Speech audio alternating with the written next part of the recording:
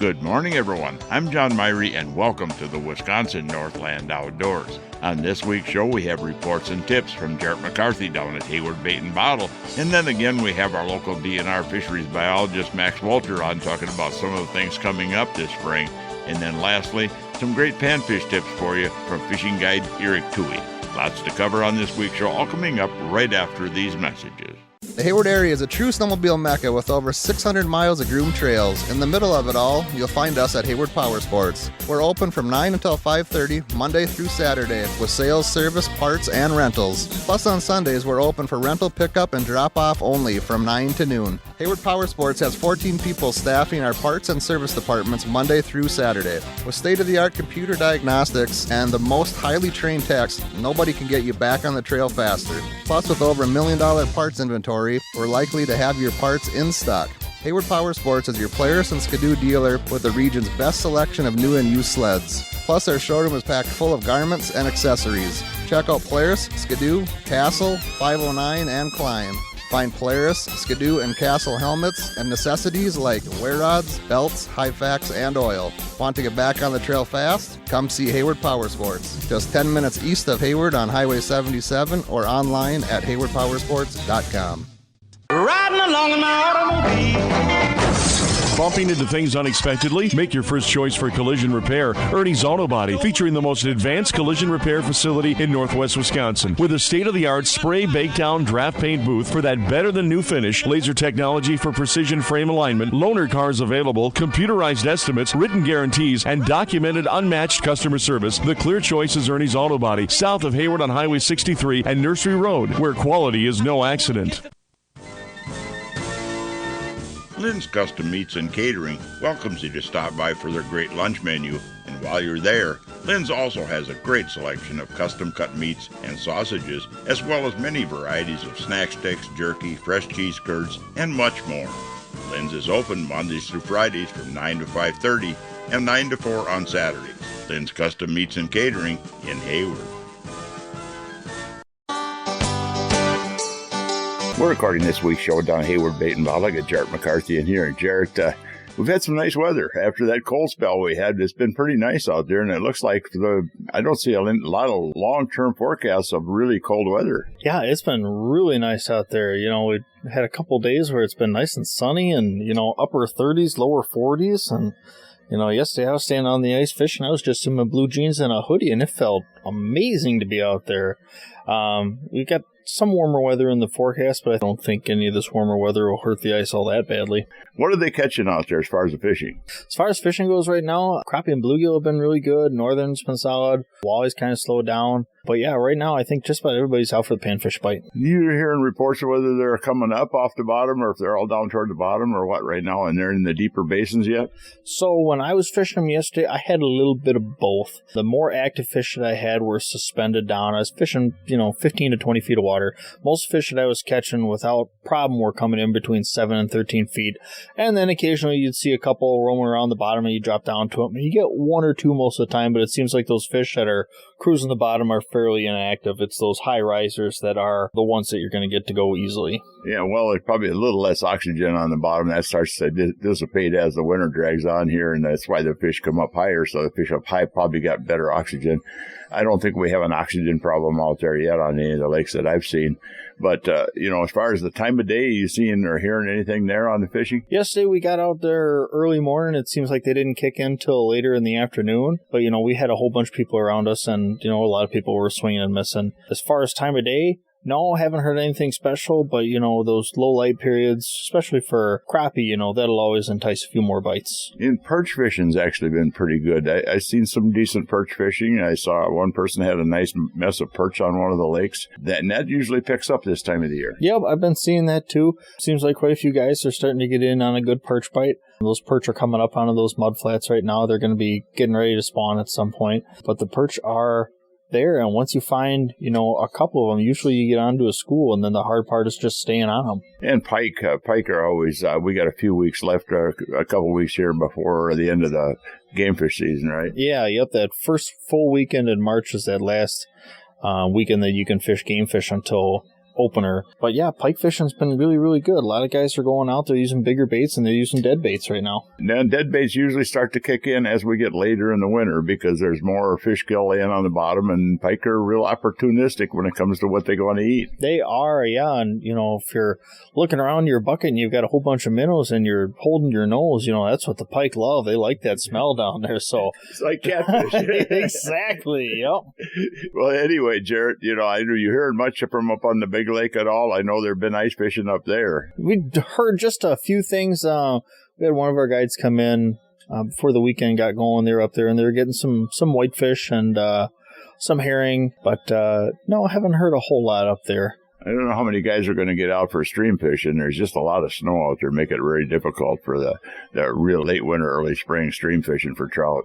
Yep, I'll definitely be one that's throwing my hat in with some of that stuff, but I think that's maybe about a month or so away. Well, and there's other things, and you're getting ready for the season here. You got all kinds of new stuff in. Yeah, absolutely. We've got new stuff coming in every day, and we're still fully set up for ice fishing. So whatever it is you're looking for, if you're looking to get a head start on summer, if you're looking to add to your tackle box for the late season panfish bite, we're here for you.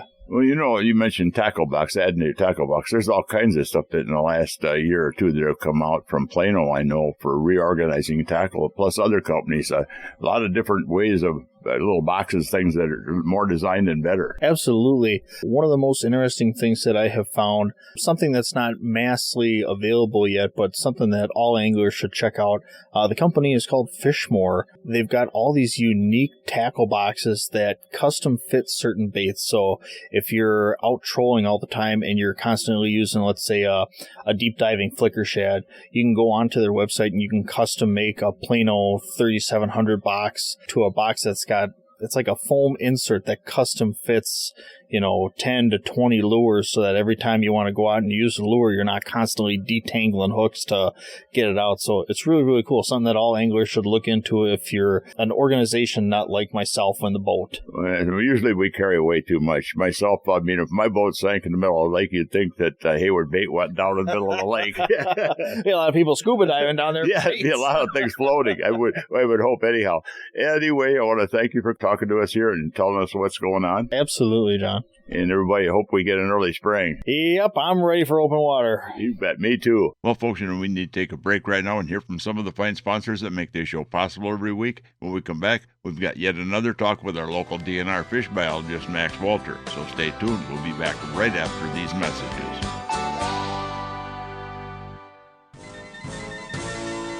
Hunters and anglers, Hayward Bait and Bottle is your one-stop sport and bottle shop in Hayward. They have a huge selection of ice fishing gear, including portable shelters, power augers, electronics, beaver dam tip-ups, ice rods, and just about anything you'll need for ice fishing. They also have archery supplies, bows, crossbows, muzzle loaders, ammo, and much more to help you enjoy the outdoors. While you're there, check out the bottle shop for a full selection of beer, wine, and liquor, too. Hayward Bait and Bottle is your one-stop sport and bottle shop. The Hayward Lakes Visitors and Convention Bureau in Sawyer County, Wisconsin welcomes you to our Northwoods hometown. No matter the season, no matter the activity, you'll always be surrounded by our great outdoors.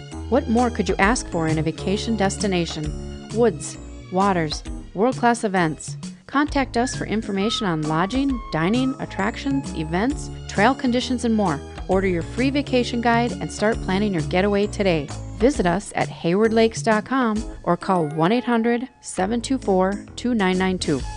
Rent some winter fun from Hayward Power Sports. We're Wisconsin's largest and most complete snowmobile rental service, offering a wide range of late model sleds from Polaris and Skidoo. All of our machines are frequently serviced by our certified technicians, and your rental includes a helmet. Plus, you'll be able to ride out the gate with access to 600 miles of groomed trails. To rent your winter fun, go to haywardpowersports.com, give us a call, or visit Hayward Power Sports, just 10 minutes east of Hayward on Highway 77. And Hayward Power Sports, let's have some fun! Welcome back to another segment of this week's Wisconsin Northland Outdoors, and this part of the show is brought to you by the Hayward Lakes Visitor and Convention Bureau. For more information on lodging and vacationing here in the Hayward Lakes area, check out their website at haywardlakes.com. Well, folks, last week we had our local Wisconsin DNR fisheries biologist, Max Wolter, on talking about ice fishing, and this week we've got him on again talking about some of the things that will be coming up between now and spring. Well, Max, it's winter now. I mean, we're going toward the spring, actually. As soon as we get past midwinter, I always look at it the number of weeks before we get to spring. But there'll be some things coming up that you got to talk about, too. I mean, I know we'll have the Conservation Congress later here as we get toward spring, and you're probably going to have some kind of a event to let people know what's going on. What can you tell us, any of that stuff? Yeah, so I'm just kind of getting the details sorted out, but here's what I know, and I can share with you today. The Conservation Congress voting on resolutions is going to be online again this year, and I believe those are going to be posted on April 10th. They'll be online for 3 days for folks to vote on them from April 10th to the 12th, basically, right? And they'll get the questions out ahead of time. There'll be press releases and stuff, so everybody can review those and then vote online, just as people have done for the last few years. They apparently liked that system enough, and we've got lots and lots of people to participate, so they're going to stick with the online voting. But there is going to be an in-person component again this year, from the way it sounds. For the Sawyer County area, it's going to be on April 3rd, high school, from 6 to 9 p.m. And it'll be kind of DNR and Conservation Congress, Fish and Wildlife together. So it'll be a little different than some of the past meetings that I've done. That's just a lot of stuff about fish. This will be kind of everything, but a good time to come out, interact with the DNR staff, the Conservation Congress delegates, ask questions, especially if you have questions about any of the proposals that are up that year, and just have some conversations and reconnect with people, since we haven't had an in-person meeting like that for a couple of years. Well, you'll probably let us know exactly when that's going to happen and where and everything else as we get closer. Definitely, yeah. I'll be putting that out by email. I'm sure it'll be in the newspaper, online, press releases, all that stuff. We'll try to make it hard for people to miss those details and get those dates, on everybody's radar again. But that's what it sounded like. It's those two things in early April: an in-person kind of open house meeting, and then that April 10th spring hearing voting. And we do have some pretty interesting local fisheries questions this year too. I don't know if you want to talk about those at all. Yeah, what is going to be on there for fisheries questions that might be of interest to people? I know one thing that is, I think, coming back this year again is to reopen the muskie season the first week of May every year. Yep. So that's a statewide question, right? So that one's not unique to our area, but it would affect our area. So that's one that folks can look for. And I know our muskie team put in a lot of work kind of analyzing that, talking with other states about how they manage their muskie fisheries, all that stuff. So that's one I imagine will, get a lot of interest and a lot of conversation, creating some more opportunities for people to have that season open a little earlier. The more local ones that I worked with our local groups on, one's going to be near and dear to your heart, John, and that's Moose Lake. We proposed a special rule for crappie for Moose Lake, which folks out there have been interested in for a long time. And the proposal is it would be a 5-bag for all panfish, but you can only keep one panfish over 12 inches, which is basically crappie. We don't get a lot of 12-inch bluegill or even perch out there. So basically, it would be a reduced bag limit even from where it is now, and it would have that size component so that the harvest that is happening is focused a little more on the more abundant 9, 10, even 11-inch crappies, and letting some of those really big ones go so that we can try to improve the size structure of Moose Lake even beyond where it is now, which is not in a bad place, but we see that as a potential for a even better crappie fishery than what we have now. Well, I think that, that's a rule that is going to be coming on a lot of different lakes, too, because the fact is this, that the fishermen out there have gotten too good. We've got better knowledge, we've got better equipment. With some of the electronics we got now, you can actually tell the size of the fish out there and the mood of the fish, and basically, we need to have that. It's not for all anglers, because the majority of anglers out there now are starting to get more conscious as far as conservation and more releasing more fish, but there's always going to be a handful of people, and a handful of people can do a tremendous amount of damage if they've got that type of stuff in their hands and they're in a total harvest-oriented mode to keep as many fish as they can. Yeah, and a lot of what you said is of interest to us now. We're doing a lot of work looking at angler technology and catch rates and all that stuff. I will just kind of note that with this Moose Lake proposal, this is very unique. This is not something that's being proposed on a lot of other lakes throughout the state. We're kind of being allowed to do this on an experimental basis and monitor it. So you could see it in more places in the future, but I don't know what that might look like yet. You know, we want to do it on Moose Lake because we know it's an important crappie fishery, and we hope people support the proposal. And we'll see if something like this works, if we get the results that we expect to. And then, yeah, maybe in the future you'd see it elsewhere. But right now it's going to be kind of a unique thing to Moose Lake. Yeah, you know, and I think that it's something that, you know, just regulations in general, we're going to have to go back to, you know, looking at regulations over the years in the future, because as we get better and better at catching these fish and finding them, we don't want to start limiting, you know, how we fish so much as we can do it by regulations, I think, more. And that's just my opinion now. Yeah, and that's generally been my approach, too. I mean, it's a lot easier to put it out there and say, here's how many fish you can take home and why, and here's the purpose of it, than to be the police on the way people fish, right? What technology you can use, what, you know, whatever, what, you know, lure types, whatever. We don't really want to be in that position, typically, and our wardens don't want to be in that position.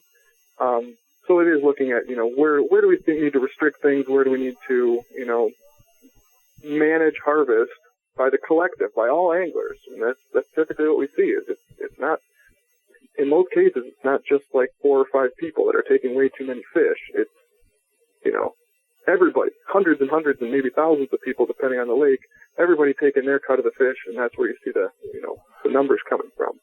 But I will say, and this relates to the other proposal I was going to talk about, there are situations where we can go more liberal with harvest and open things up a little bit more. And so that's kind of the other proposal that's out there, is to increase the bag limits for northern pike on some of the lakes in our area where they're not native, and we're concerned about interactions with muskies. And so what we're talking about is going to a 10 daily bag for northern pike on chippewa-flowage, macutere, spider, and tiger cat. And this is another kind of special circumstance, not going to be happening everywhere, but we've been at least given permission up to this point to put it out as a question. And if people support it, you know, we would evaluate it and see if that's a good tool for trying to manage pike abundance in lakes where we prefer to have more muskies. Well, you know, when we're talking about that topic of more liberal, the muskie opener, moving it back to the first Saturday in May, I don't see where that's going to be a problem. Although when you get some of the real diehard muskie fishermen out there, it's like protect the muskie at all costs. I don't know if it's biologically there's any reason why it can be opened the first Saturday in May, is there? Right. So our muskie team did a lot of work on that. And again, you know, they talked to other states that have continuous open seasons. They don't close it at all when they're spawning. Or, you know, looked at all the research on impacts on spawning muskies and things like that. And they felt comfortable enough with the science to put it out there and say, you know, we don't think there's going to be a biological issue with this. We think muskies will still be able to spawn successfully. And we can create some more opportunities for people to be out at, you know, a really nice time of the year. May is great for fishing, and it's fun. One thing that I would put into the conversation is a muskie that's really locked in on spawning is probably not going to bother with your bait. So, you know, it's not like you're going to, muskies paired up with a female and, you know, they're ready to start dropping eggs, and they're going to see a bucktail come by and they're just going to abandon that and go chase the bucktail. That's not what's going to happen. You know, that is the time of the year where they are most locked in on what they need to do as an organism to continue their population. So when they're done, they might start biting, and that could be okay. But I don't, you know, that's part of the reason we feel okay about it, is they're still going to be able to do their thing. And you bet. Well, you know, I came from a time basically when muskie season did open the first Saturday in May, and there was almost no catch and release back then, and we still maintain the what muskie were people fishing. doing with them? Yeah. And how about other stuff out there on that thing? Is there any other questions of local interest on that conservation hearing this year? Those were the big two locally that I worked the most on. But yeah, you know, there may be some other statewide questions people would be interested in, and I would just encourage folks, when they do release that booklet, give it a look. You know, you can read the language, the exact language that we have for our local questions. You can look at the statewide stuff and provide your input. With everything being online, it's easy, it's fast. In my opinion, there's no excuse for somebody who cares about these types of things to not participate. Just find a half hour within that 3-day span to provide input. And really, this only comes up every 2 years, because in some years the questions are all advisory, and so it's just kind of gauging public opinion. This is connected to rule changes. So this is the information that's going to go to the Natural Resources Board as they get the final say on, do these things become the new fishing reg? So this is the year. We hope everybody will take that seriously and do their part as citizens. A lot of interesting things there. You got anything else you wanted to briefly mention here? Well, maybe we'll talk again before then, but we'll have our full, our full list of spring surveys. Maybe spend some time planning on being on Lost Land and Teal, Round Lake, Tiger Cat Chain, bunch of other lakes throughout the area. So you may see us out on the water, and we'll have new stuff. I'm also working on getting all our survey reports from last year posted so people can kind of see what we saw and decide if those are places they want to check out for fishing this coming year. Well, talking about that stuff, Max, I always kind of figured that one of the most underutilized sources of information is probably the DNR website, because if you get into it, there's you can get access to lake maps, you can get access to information like what was done on surveys. You can look up lakes and do a lot of research, find out a lot of interesting things about places to go fish and stuff. Yes, there's so much stuff out there, and there's more and more good stuff coming every day. I'll plug a couple things that my colleagues have worked on. I had no responsibility for any of this, but there's some cool trout stuff. If you're looking for new trout opportunities, where you can sort and find, where's DNR seeing a lot of trout? What streams may pop up that you never thought about, or lakes or whatever. There's some cool stuff with northern pike. If you're searching for trophy pike, there's some places you can find that out.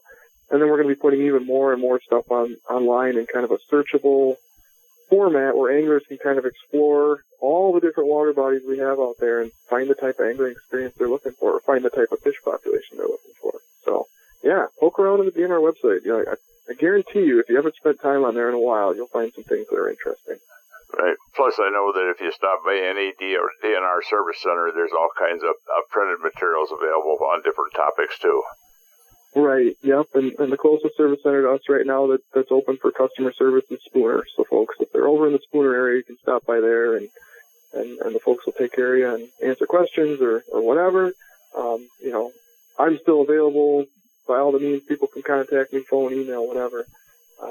And just if you see us out and about or come to that open house in April, that would be another good one.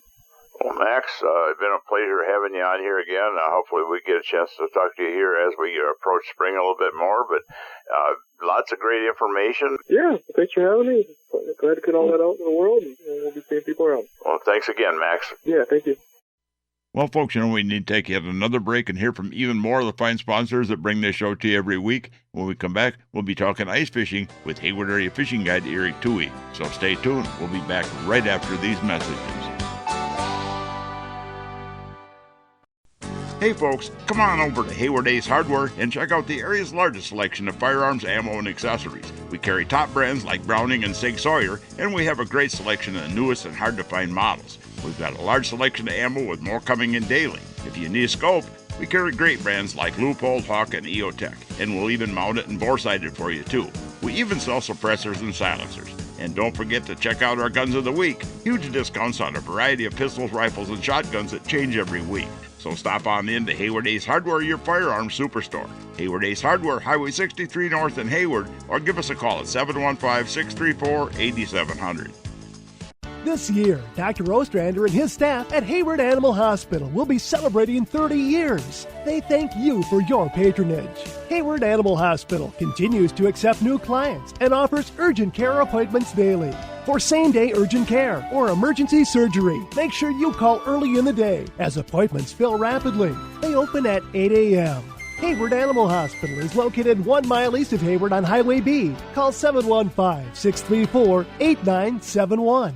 If you'd like to have your time fishing be more enjoyable and productive, hiring a fishing guide can be a good investment. Whether it's learning more about fish patterns throughout the year, learning how to use your depth finder to find the best spots and fish, learn how to use that GPS to get the most out of it, or learn better boat control. A day on the water with a guide can really help you to be a better angler, as well as make a day on the lake very enjoyable. To book a guide trip this year or get more information, you can find us on the internet at www.wiscnorthlandoutdoors.com and then just click on Area Guides. Welcome back to the last segment of this week's Wisconsin Northland Outdoors. And folks, you know, one of the guides that get on here from time to time is Hayward Area Fishing Guide Erik Thue. We've got Erik on this week talking about ice fishing for panfish. Erik, you know, when it comes to ice fishing, I know you guide in the summertime, but ice fishing, you also guide, we get a lot of different kind of fish we go after here. Predominantly, I think more people go after panfish. Yeah, it's definitely more sought after. You know, a lot of your summertime guys that, you know, us musky heads, you know, we transition now to fishing for what would be our prey for our fish that we fish for. But yeah, we have a lot of great fisheries with outstanding bluegill and crappie, and it's no thing to be able to take your 5 or 6, home and, have a great fish fry. You know, when it comes to lakes around here, a lot of people understand lakes like the Chippewa Flowage and Grindstone Cooteray and that. There's a lot of small pothole lakes, little small lakes that got really some pretty decent pan fisheries in them. Yeah, so small bodies of water. Generally, good densities of fish, but those are, those fisheries are very special, as we know, and it wouldn't take much to, you potentially lose that as a panfish fishery. So we need to be conscious of those factors too. There's all these small lakes that are either tucked away out in the woods or even maybe just right around the corner of your cabin or home that may not still seek a whole lot of attention during the ice season. It's definitely worth taking advantage of. Interesting what you said there too is that you want to be conscious of what you keep out of the lakes, because there's lakes out there that are 18, 20, 25 acres, and it wouldn't take very many people keeping a bunch of crappies to really hurt those lakes. Yeah, or even the big bluegills, Everyone loves big bluegills, but those big bulls with that big knobby head, those males are so critical to that ecosystem and the continuation of the bluegill population. When it comes to panfishing in the wintertime, one of the things that most of the people want to do is basically they fish really light line. They try to entice those fish to bite. But just like walleyes or anything else in predator fish, we can actually make them bite with a more aggressive presentation sometimes if they won't respond the other way. Oh, absolutely. And, the light tackle and, utilizing even lead jigs in some circumstances and under certain bite windows are definitely something to have in the arsenal. But one of my favorite crappie rods, I run 5-pound Power Pro on it, and, ultralight rip and wraps. I mean, really aggressive presentations, and there's nothing more fun to see that fish come screaming up to nail that thing. Yeah. And I'm able to fish a hole really effectively. I feel confident in fishing it very effectively and moving on to the next hole if I need to, and trying to call in and seek out those eaters. Well, sometimes, too, is that people think small. A crappie will actually hit a fairly large lure. I mean, some of the jigging wraps, the puppet minnows. Oh, absolutely. I've spent a little time jigging for pike even, and I've had clack and wrap, which I'm sure you're familiar with, big magnets in there, so it's extremely loud. I think it was pretty much one of the biggest ones they make, and I had a mark show up right underneath it. I kind of played it up, and that thing rose up, hammered it. It was about an 8-inch crappie. That ate a big bass, rattle trap. So these fish will definitely chase after a big meal, even in the wintertime. You bet. Interesting information, Erik. I know that you guide in the wintertime out on the lakes. You got guide service. There's several of us guides that you can contact, or you. How do you get hold of you? Well, if someone would like to get in touch and book a trip on the hard water, they can reach me at 612-384-9127. Thank you. Thank you. Well, folks, we're about out of time for this week's show. I'd like to remind everyone out there that if you miss a show, go to our website at WNOradio.com. From there, you can link to our podcast site, and the show is also on Spotify and Google Podcasts every week. And also, if you're looking for information on vacationing and lodging here in the Hayward Lakes area, check out the Hayward Lakes Visitor and Convention Bureau website at haywardlakes.com. Thanks for listening, folks. We're out of time, and we'll be back again next week with another interesting show for you. Listen with me, I'm gonna take you there to our Wisconsin outdoors, our Wisconsin outdoors. This program has been produced and hosted entirely by Wisconsin Northland Outdoor Communications. Any and all views expressed are not necessarily those of the station.